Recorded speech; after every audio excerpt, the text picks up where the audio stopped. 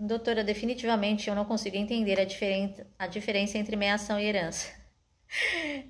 Você não está sozinha. Eu recebo essa pergunta todo santo dia, vocês não estão entendendo. É todo santo dia mesmo no meu privado, porque justamente é aquela situação onde ninguém sabe se herda, se meia, se faz os dois. Então, olha só, é muito simples, parece complicado, mas é muito simples. A meação se refere aos bens adquiridos durante a união. A herança se refere a bens particulares.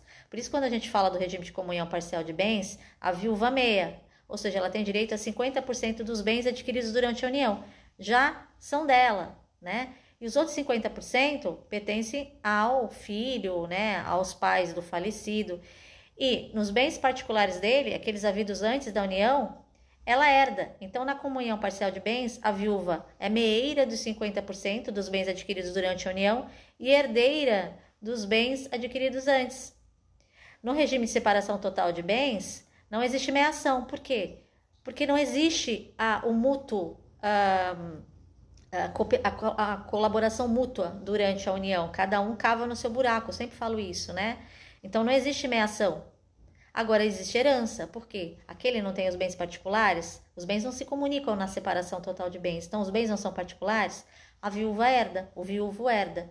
E na universal de bens, a gente não fala em herança, por quê? Porque os bens adquiridos durante a união e antes se comunicam, é tudo de todo mundo, então não tem por que falar em meação, em herança, aliás, ela só meia. A viúva tem direito à metade de todos os bens, tanto adquiridos durante quanto adquirido antes. Por quê? Porque se comunicam. Então, entendem? Coloquem sempre isso na cabeça. Meação, bens adquiridos durante a união. Herança se refere a bens particulares. Comunhão parcial de bens, a viúva pode mear e pode herdar.